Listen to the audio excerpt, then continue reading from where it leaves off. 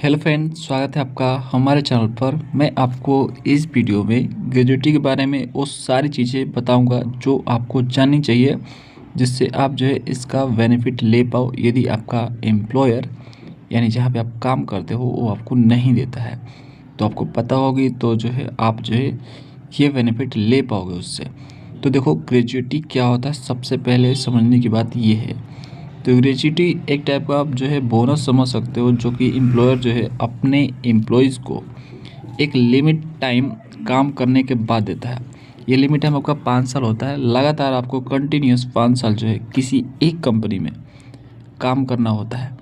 ठीक है, तो ये जो है वो आपको देता है जब आप जो है रिज़ाइन कर देते हो कंपनी को या रिटायरमेंट हो जाता है आपका तो। ठीक है, लेकिन याद रखना 5 साल ज़रूरी है। 5 साल के बाद ही जो है आप इसका बेनिफिट ले पाओगे। ठीक है, इससे पहले आपको ये सुविधा नहीं मिलेगी।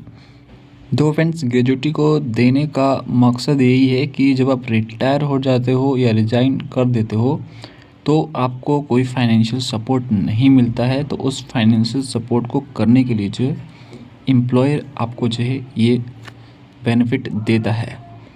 ठीक है फ्रेंड्स, अब देखो, अब ये समझो कि यदि आपका एम्प्लॉयर जो है इसको देने से मना कर दे, ठीक है, या बोले कि जो है हम इसके लिए एलिजिबल नहीं है, तो देखो रूल समझ लो। ये आपका पेमेंट ऑफ ग्रेजुएटी एक्ट 1972 यानी 1972 में आया था ये। इसमें क्लियर मेंशन है कि यदि जो है कोई कंपनी 10 या 10 से अधिक एम्प्लॉय रखती है, काम कराती है, ठीक है, तो ये सर्विस उसको देना अनिवार्य है। ठीक है, ये आपका मेंशन है। तो आप जहाँ पे भी काम करते हो वहाँ पे 10 से ज़्यादा लोग काम करते हैं, ठीक है, तो वहाँ पे आपको ग्रेच्युटी मिल सकती है। इस बात को आप ध्यान रखना।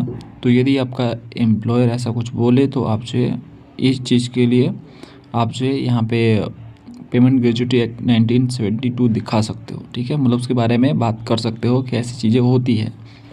अब देखो फ्रेंड्स, मैंने आपको अभी बताया कि 5 साल कंटिन्यूस सर्विस आपका होना चाहिए किसी एक कंपनी में। ठीक है, तो समझ लो कि कंटिन्यूस सर्विस में क्या होता है। ठीक है, तो इसमें जो है ना आपको किसी कंपनी में लगातार 5 साल काम करने होते हैं।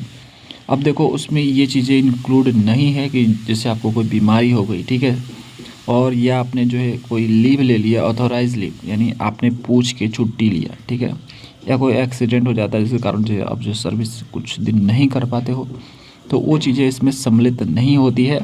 ठीक है, आपका सर्विस फिर भी कंटिन्यूस ही माना जाएगा। बस आप रिज़ाइन मत देना। ठीक है, रिजर्वेशन दे देते हो बीच में तो आपका जो है सर्विस कंटिन्यूस नहीं माना जाएगा।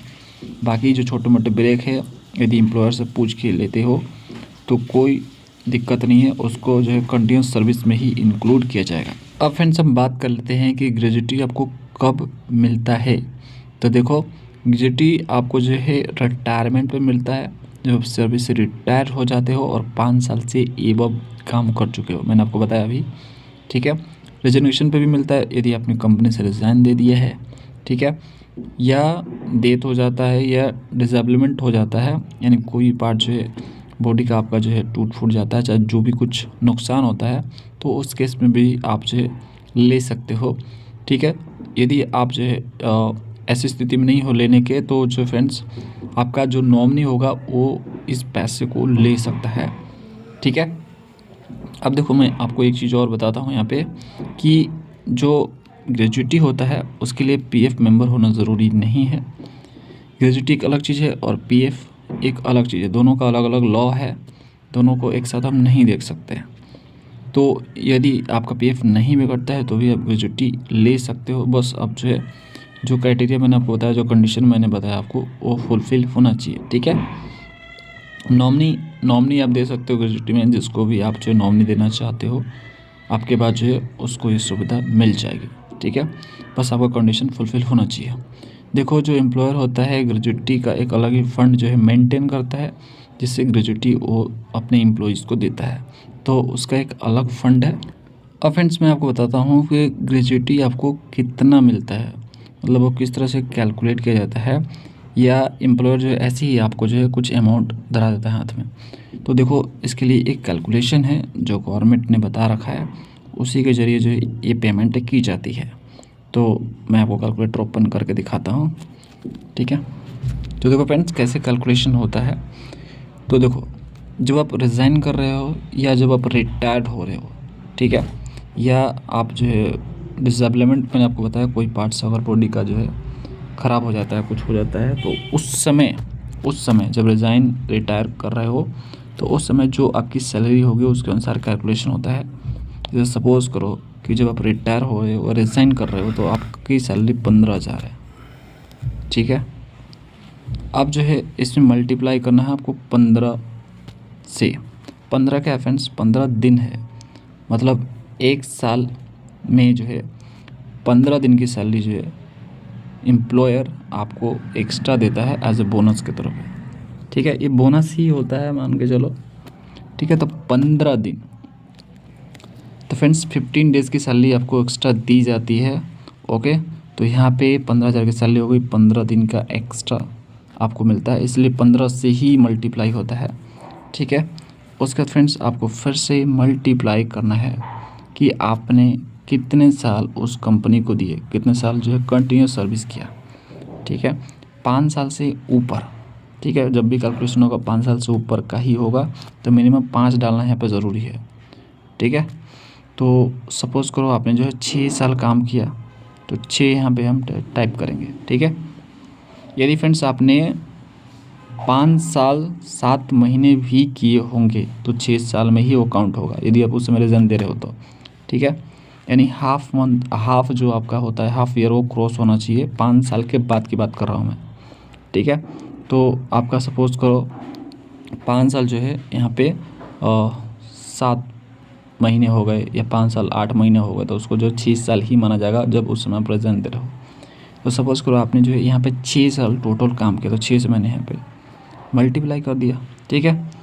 उसके बाद जो है इसको आप जो यहाँ पे कर लो कैलकुलेशन, तो इतना आ रहा है। अब इसको आपको 26 से डिवाइड करना है।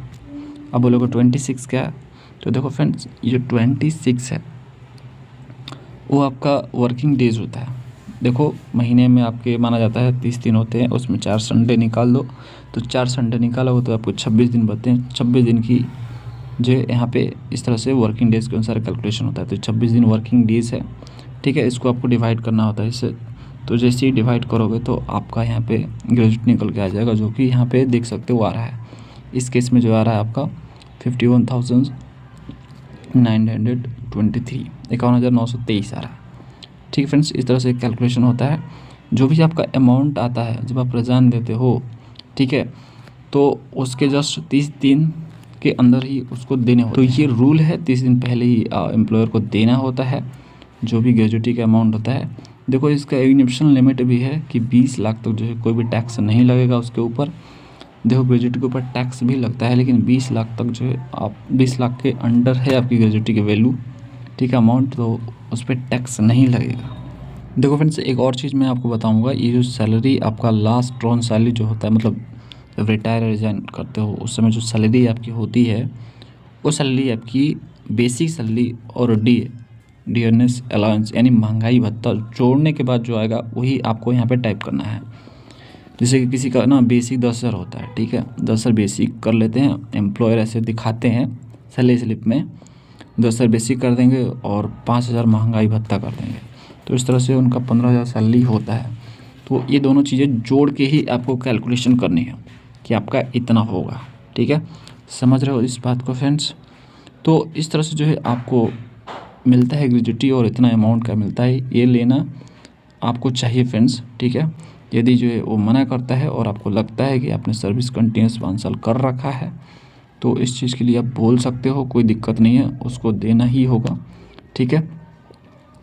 ओके फ्रेंड्स, तो ये जो है आपका जो है अधिकार है, आप इसको ले सकते हो। तो सारा प्रोसेस मैंने आपको बता दिया कैसे कैसे क्या होता है, और मैंने आपको ये भी बताया कि जो है कितने दिन के अंदर उससे देना ज़रूरी होता है। जो रिज़ाइन का डेट होता है आपका, उसके 30 दिन से पहले उसको देना पड़ता है, ठीक है, ये रूल है। तो सारी चीज़ें मैंने आपको बता दी, ठीक है फ्रेंड्स। तो यदि आप इस बेनिफिट से वंचित हो या आप इसके बारे में नहीं जानते हो, तो फ्रेंड्स इसको जान लो और अपने दोस्तों के साथ भी इस वीडियो को शेयर करो, जिससे उनका भी भला हो पाए, ठीक है, उनको भी पता हो ये बात, उनके साथ भी जो ऐसा कुछ ना हो, एम्प्लॉयर कर दे कि उनको बेनिफिट ये ना मिले, ठीक है, इससे वो वंचित रह जाएँ। तो फ्रेंड्स हेल्प जो करना चाहिए, तो वीडियो को शेयर ज़रूर करना। तो मिलते हैं हम लोग नेक्स्ट नॉलेजेबल वीडियो में, तब तक के लिए थैंक्स फॉर वॉचिंग।